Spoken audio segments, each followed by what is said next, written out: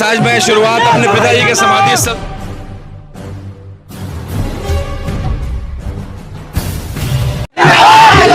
देख रहे हैं NSD अभी मेरे सामने जो है एक प्रत्याशी ऐसा है जो जिस तरह का माहौल था आपके फेवर में चल रहा है, इसको क्या कहना चाहते हैं सर आप? देखिए, मेरा गांव है, मेरा परिवार है। बस आज मैं शुरुआत अपने पिताजी के समाधि स्थल से प्रणाम करके निकलूंगा। और जो लोग हैं मेरे गांव के लोग हैं, इनको केवल पता लगा कि भाई मैं नामांकन करने जा रहा हूँ, बिना बुलाए ये लोग आए अपने बेटे को आशीर्वाद देने।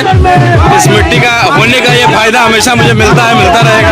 यही का हूँ, यही मेरा गाँव है, यही मेरा घर है।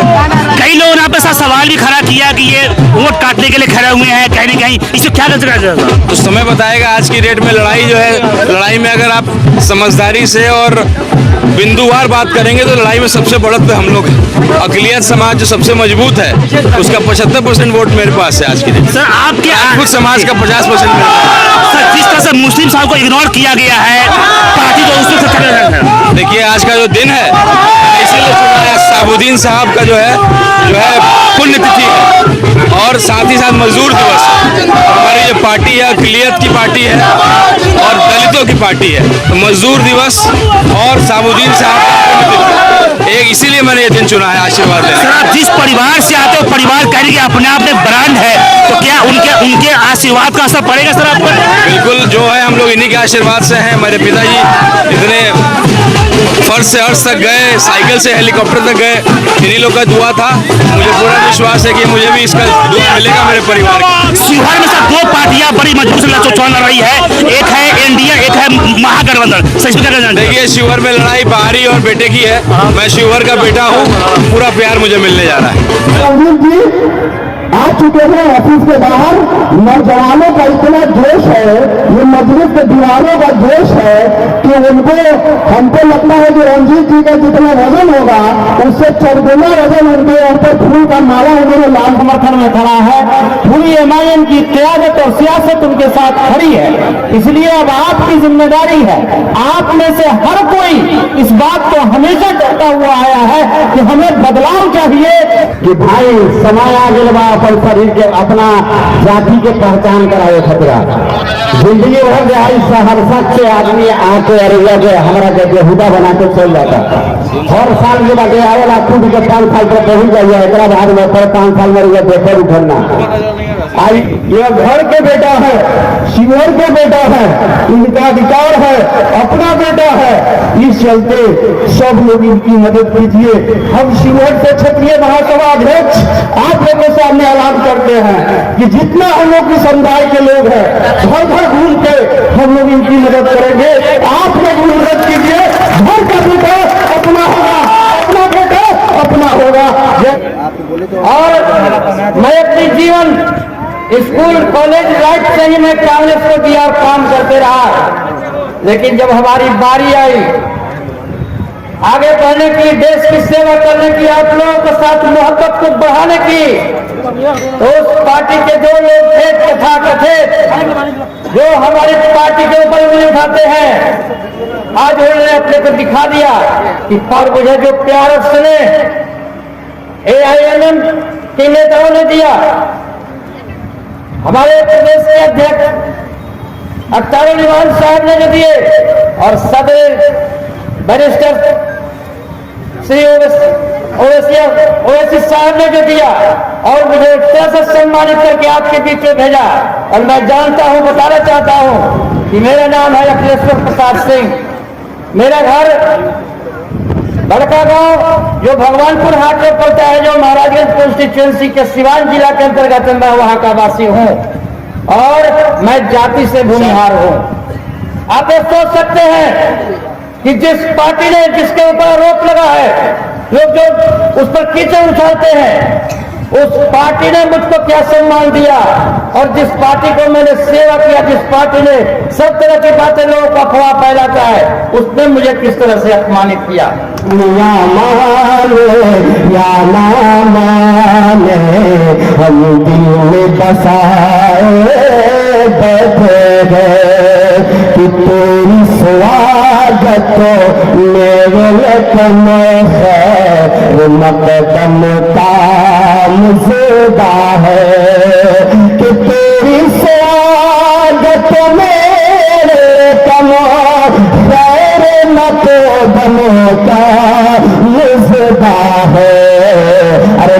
कैसे कहेंगे सुअर का जनता, अरे कैसे कहेंगे सुअर का जनता, अरे दीवाना बनाए बैठे संसद बनाए तो बने, हंसी हर लेट सदा से दिल्ली पहुंचाए के बाद, सांसद बनाए के बने, हरा रंग सिंह के अब की बार जीताए के बाद, सांसद बनाए के बने।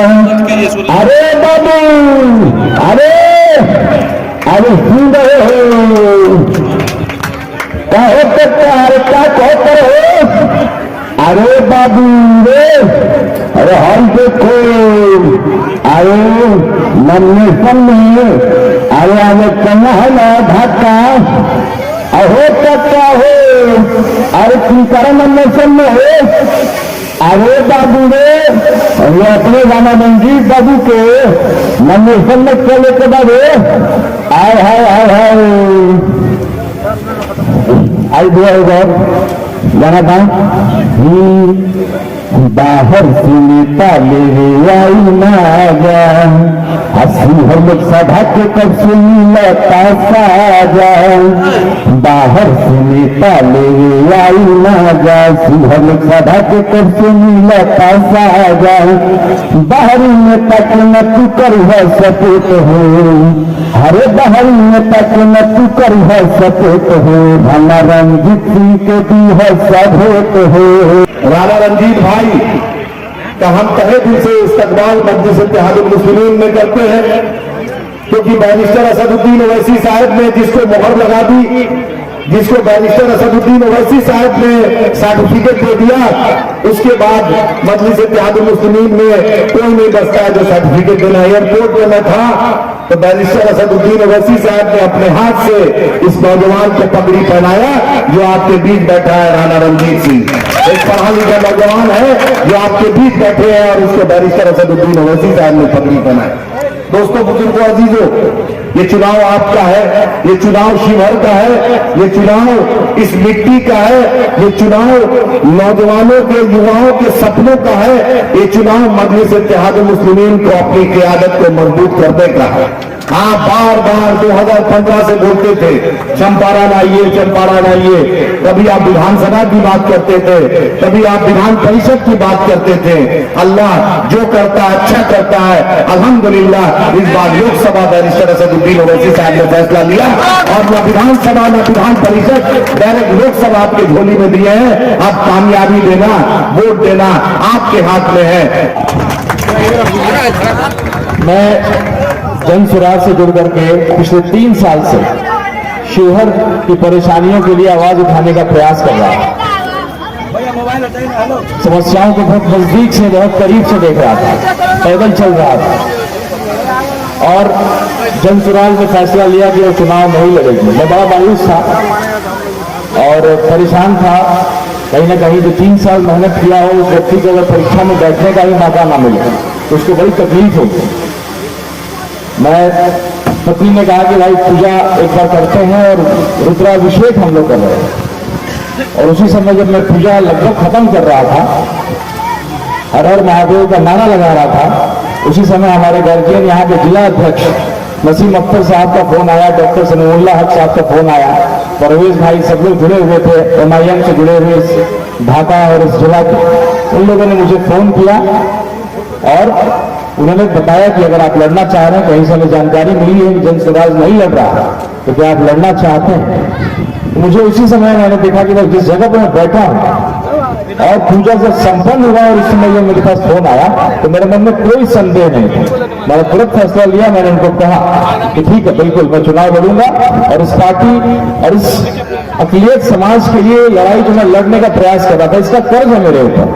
मेरे पिताजी जहां भी पहुंचे, मंत्री रहे, सांसद रहे, मधुबन से आप लोगों ने लगातार उन्हें चुनाव जिताया, उसमें अक़लियत की सबसे अहम भूमिका थी, उसका कर्ज था मेरे ऊपर। अब वो कर्ज और मेरे ऊपर लगता चला जा रहा है। जिस तरीके से मैं घूम रहा हूँ, ढाका हो, बरबिनिया हो, खास करके जो अक़लियत समाज का जो प्यार मिल रहा है मुझे, मैं तो कर्ज उतारने निकला था, लेकिन वो कर्ज और चढ़ता चला जा रहा है। मैं आपको आश्वस्त करता हूं कि आपका ये शिवहर का बेटा कयामत के आखिरी रात तक इसी पार्टी में रहेगा।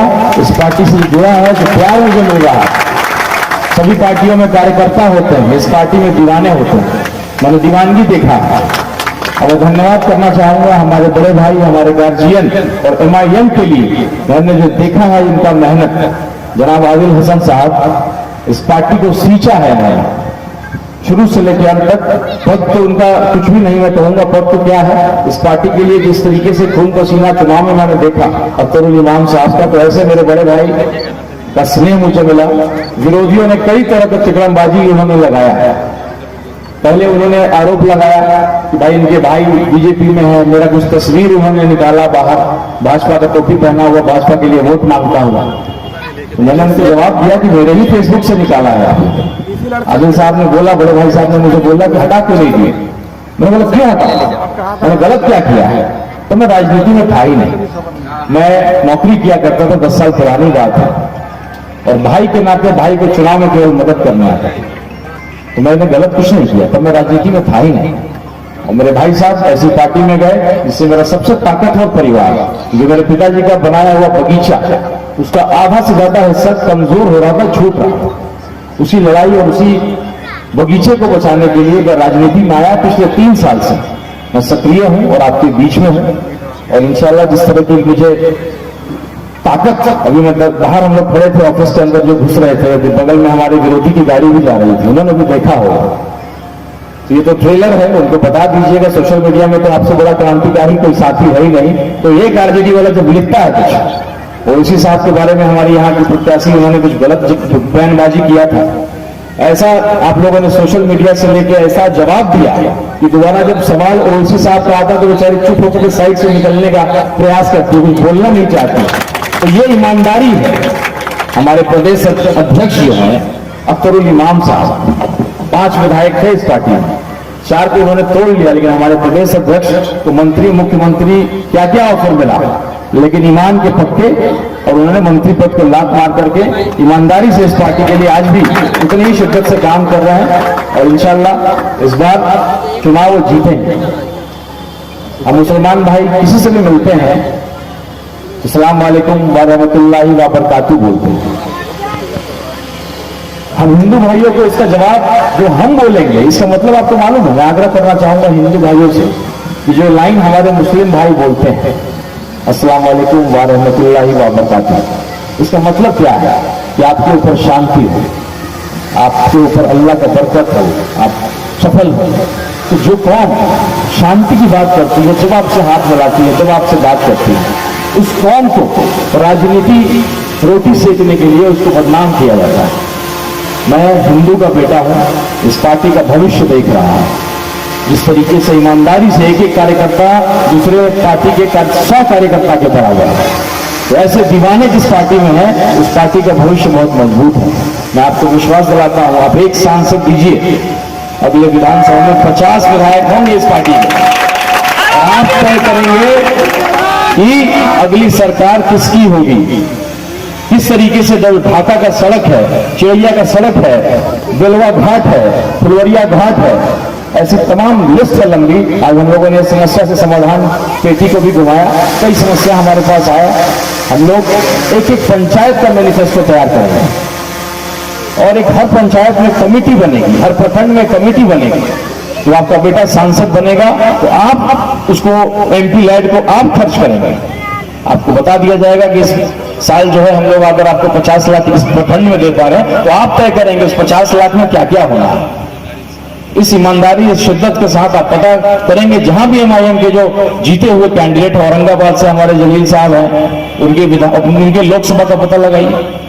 एक एक आदमी ईमान का पक्का और समाज सेवा में अपना जी जान लगाने वाला। ये पार्टी जिस तरीके से बढ़ रही है, जिस तरह की लोकप्रियता बढ़ रही है, बहुत मेहनत हम लोगों को करना पड़ा यहाँ की सारी कमेटी को कि किशनगंज से सीट को हम लोग लेकर के आए। मैंने हम सबके शेर, हम सबके जो है ताकत है, विपक्ष का भी होना जरूरी है। हम ये नहीं कहते कि हम सरकार बना लेंगे, लेकिन लोकतंत्र में विपक्ष का भी अहम भूमिका है।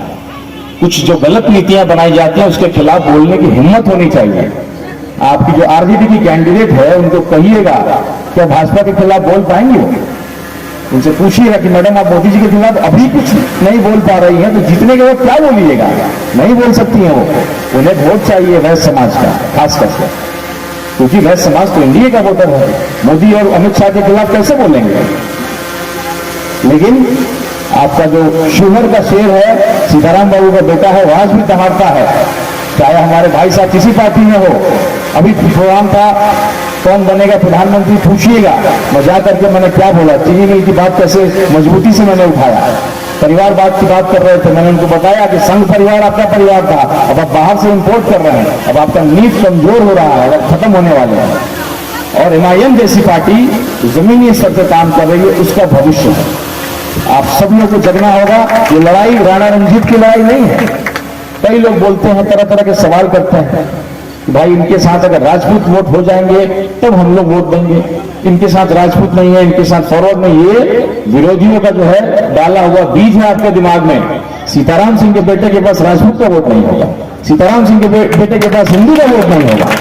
तो लाए बोले तो विरोधियों का बीज आपके अंदर डाला जाता है। मैंने पहली बार, अब मेरे गांव के मेरे गार्जियन बैठे हुए हैं, हमारे मुखिया जी सुदेश बाबू आए हुए हैं रीगा से, हमारे राजीव भाई मुखिया जी हैं, तमाम जो हमारे गार्जियन, रामचला बाबू जो क्षत्रिय महासभा के शिवहर के जिला अध्यक्ष हैं, ऐसे तमाम भाइयों को तो पहली बार कल मैंने बताया कि मैं चुनाव लड़ रहा हूं, कि मेरा नॉमिनेशन है, जानते ही नहीं थे। अभी आप देखिएगा आने वाले 3-4 दिनों में जो बाकी लोग जो हवा बना रहे थे, जो घूम रहे थे, उनको जवाब मिल जाएगा।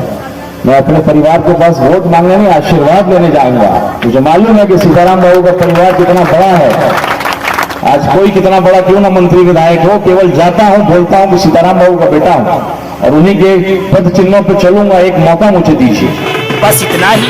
छोटी बड़ी खबरों के लिए आप NH न्यूज चैनल को सब्सक्राइब करें, लाइक करें, शेयर करें। अगर आप इस न्यूज को फेसबुक के माध्यम से देखना चाहते हैं तो आप हमारे पेज को लाइक जरूर करें और अच्छा लगे तो हमें कमेंट का सुझाव जरूर दें। हम आपके सुझाव का भी स्वागत करेंगे। धन्यवाद।